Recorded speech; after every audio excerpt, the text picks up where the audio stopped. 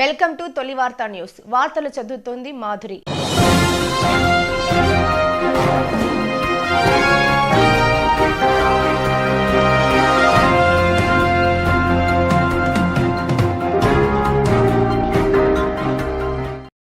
మొన్న కేంద్ర ప్రభుత్వం ప్రవేశపెట్టినటువంటి బడ్జెట్ యావత్తు భారత ప్రజలను మోసం చేసినటువంటి ఓటాన్ అకౌంట్ బడ్జెట్. ఎందుకంటే 2019 పార్లమెంట్ ఎన్నికలకు ముందు కూడా భారతీయ జనతా పార్టీ ఆధ్వర్యంలోని అవాల్టి కేంద్ర ప్రభుత్వం ఇదే విధంగా ఓటాన్ అకౌంట్ బడ్జెట్ను ప్రవేశపెట్టి తదుపరి ఆర్థిక వార్షిక సంవత్సరంలో పూర్తిగా దాన్ని తూట్లు పొడిచినటువంటి వైనాన్ని ఇవ్వాలంటి ఓటాన్ అకౌంట్ బడ్జెట్ కూడా అదేవిధంగా ఉంటుందనడానికి నిదర్శనము. ఎందుకంటే గౌరవనీయులైన నిర్మలా సీతారామన్ గారు మాట్లాడుతూ అనేక అంశాలను వాటిలో పొందుపరచడం జరిగింది. కేంద్ర ప్రభుత్వ బడ్జెట్ అంటే భారత ప్రజలు ఎన్నో ఆశలతో తమ జీవన స్థితిగతులను మార్చే బడ్జెట్ ఉంటుందని ఆశిస్తారు. కేవలం ఆర్థికపరమైనటువంటి ఎదుగుదల, పెరుగుదల, ఖర్చు, రాబడి, వనరుల సమకూర్పు అనేది మాత్రమే ఉంటుంది బడ్జెట్లో. కానీ దౌర్భాగ్యం ఏంటంటే ఈ ఓటాన్ అకౌంట్ బడ్జెట్లో రేపు ఏప్రిల్లో పార్లమెంట్ ఎన్నికలు వస్తున్నాయి కాబట్టి వారు రామమందిరం అనే ఒక విషయాన్ని ప్రస్తావించిండ్రు. రామమందిరం అనేది ప్రభుత్వపరమైనటువంటి కట్టడం కాదు, భారతీయ జనతా పార్టీ పరమైన కట్టడం కాదు. ఒక ట్రస్టీ రామమందిరం కోసం విధిగా ఉంది. సుప్రీంకోర్టు ఇచ్చినటువంటి తీర్పును అనుసరించి ఆ ట్రస్టీ కట్టుతున్నటువంటి కట్టడము. మరి ఆ కట్టడాన్ని ఈరోజు పార్లమెంటులో బడ్జెట్ సమావేశంలో ఆర్థిక మంత్రి ప్రసంగంలో రావడం కేవలం రేపటి ఎన్నికల్లో ఓట్లు రాబట్టుకోవాలనే జపం. దీన్ని కాంగ్రెస్ పార్టీ ఒక అధికార ప్రతినిధిగా నేను కూడా తీవ్రంగా ఖండిస్తా ఉన్నా. ప్రజలకు ఏం కావాలో ప్రభుత్వం బాధ్యత, ప్రజలకు ఏం చెప్పాలో ప్రభుత్వం ఆర్థిక మంత్రి చెప్పాల్సిన బాధ్యత ఓటాన్ అకౌంట్ బడ్జెట్లో ఉంటుంది. దాన్ని విస్మరించిండ్రు. ఇక బడ్జెట్ విషయానికి వస్తే ఈ 5 ఏళ్లలో ముఖ్యంగా 2023, 2024కు సంబంధించిన ఫైనాన్షియల్ ఇయర్లో 13% గ్రోత్ చూపించిండ్రు. 13% ఆర్థికపరమైనటువంటి అభివృద్ధిని చూపించిండ్రు మేడం గారు. మరి 13% ఫైనాన్షియల్ గ్రోత్ ఉన్న ఈ దేశంలో ఎన్ని ఖర్చు పెట్టినవు? ఆదాయం వస్తున్నప్పుడు ఖర్చు కూడా పెరగాలి. ఎప్పుడైనా ఆదాయం కంటే ఖర్చే ఎక్కువ ఉంటుంది. కానీ దౌర్భాగ్యం ఏంటంటే మొన్న నిర్మలా సీతారామన్ గారు చెప్పిన బడ్జెట్లో 13% ఆదాయం పెరిగితే 42%కి వ్యయం పడిపోయింది, అంటే ఖర్చు పడిపోయింది. తలసరి ప్రజలకు ఖర్చు పెట్టే డబ్బు 42%కి తగ్గిపోయింది. మరి ఎక్కడ పోయింది ఆ రాబడి అంతా? దేశంలో ఉన్నటువంటి భారతీయ జనతా పార్టీ కేంద్ర ప్రభుత్వానికి సంబంధించిన పార్టీకి అనుచరులుగా లేదా పెట్టుబడిదారులుగా ఉంటున్న 11 మంది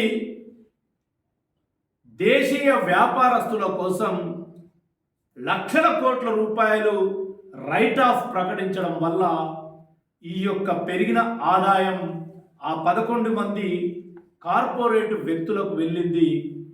1,34,000 కోట్ల ప్రజలకు ఎవరికి కూడా రాలేదు.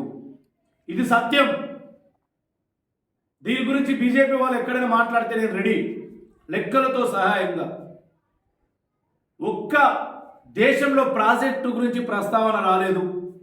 మహబూబ్ నగర్ తీసుకుంటే మన పైన ఉన్నటువంటి అప్పర్ భద్రాకు, గద్వాల, అలంపూర్కు నష్టం చేసే అప్పర్ భద్రకు 6,200 కోట్లతో ఏప్రిల్ 21, 2022 రోజు బండి సంజయ్ పాదయాత్ర చేస్తున్న సమయంలో జాతీయ హోదా ఇచ్చిండ్రు. మరి 10,30,000 ఎకరాలకు నీరు అందించే సాగునీరు, తాగునీరు పాలమూరు రంగారెడ్డి లిఫ్ట్ ఇరిగేషన్కు జాతీయ హోదా ప్రస్తావన రాలేదు. ఇలా బీజేపీ వాళ్ళు ఏం ముఖం పెట్టుకొని రేపు ఎంపీ ఎన్నికల్లో నిలబడతారు, ఓట్లు అడుగుతారని నేను కాంగ్రెస్ పార్టీ నుంచి మాట్లాడుతున్నా. నిన్న నిర్మలా సీతారామన్ గారి బడ్జెట్ ప్రసంగంలో పాలమూరుకు సంబంధించిన ఒక రైల్వే ప్రాజెక్టు కానీ, ఒక నీటిపారుదల ప్రాజెక్టుకు జాతీయ హోదా కానీ ఏదీ ప్రస్తావన లేదు.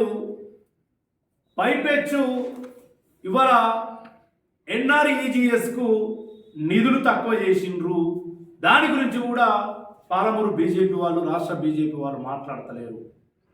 ఇలా వ్యవసాయ రంగానికి వస్తే 2018 నుంచి 2022 వరకు 4 ఏళ్లలో వ్యవసాయానికి కేటాయించినటువంటి నిధుల నుంచి 1,05,314 కోట్ల రూపాయలను ఖర్చు చేయకుండా తిరిగి సరెండర్ చేయడం జరిగింది.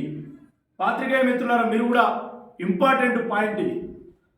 2018 నుంచి 2022 వరకు 4 ఫైనాన్షియల్ ఇయర్స్లో వ్యవసాయ రంగానికి కేటాయించినటువంటి నిధులను ఖర్చు పెట్టకుండా 1,05,314 కోట్ల రూపాయలను సరెండర్ చేసుకున్నది. భారత ప్రజలకు, భారత రైతులకు ఎవరికి ఉపయోగపడలేదు ఈ 1,05,314 కోట్లు. ఇంత అసమర్థ ప్రభుత్వం. ఈరోజు మోడీ 2014లో ప్రధానమంత్రి అయినప్పుడు 2020 వరకు రైతులను రాజులను చేస్తామని ప్రకటించిండు. మరి 1,05,314 కోట్ల మా ప్రజల పన్నుల రూపేణా ఉన్న కేటాయింపును ఎందుకు ఖర్చు పెట్టలేకపోయిందని నేను బీజేపీ వాళ్ళని అడుగుతా ఉన్నా. ఇవాళ బడా వ్యాపారస్తులకేమో రైట్ ఆఫ్ ఇస్తున్నారు. రైతులు వాడుకునే పనిముట్లు ఏవైతే ఉన్నాయో వ్యవసాయ పనిముట్ల మీద 18% జీఎస్టీ వేసి రైతుల ముక్కు పిండి వాళ్ళు కొనుగోలు చేసే పరికరాలతో వసూలు చేస్తున్నది భారతీయ జనతా పార్టీ ప్రభుత్వం కాదా అని నేను అడుగుతా ఉన్నా. 2014 వరకు ఈ భారతదేశంలో సగటున రోజు 12 మంది రైతులు ఆత్మహత్య చేసుకుంటే ఇవాళ బీజేపీ ప్రభుత్వం వచ్చిన ఈ 10 ఏళ్లలో సగటున 32 మంది రైతులు ఆత్మహత్యలు చేసుకుంటున్నారు దేశవ్యాప్తంగా. అంటే ఆత్మహత్యల పర్సెంటేజ్ 100కు 300% పెంచింది ఈ బీజేపీ ప్రభుత్వం వచ్చిన తర్వాత. 90% మంది రైతులు ఈరోజు అప్పుల ఊబిలో కొట్టుకుపోతుంటే రైతులను అప్పుల బారి నుంచి కాపాడే రైతు రుణమాఫీ లేదు, రైతు సబ్సిడీ లేదు, రైతులు కొనుగోలు చేసే పరికరాల మీద సబ్సిడీ లేకపోగా 18% కొనుగోలులో జీఎస్టీని విధించి రైతులను మోసం చేస్తుంది ఈ ప్రభుత్వం.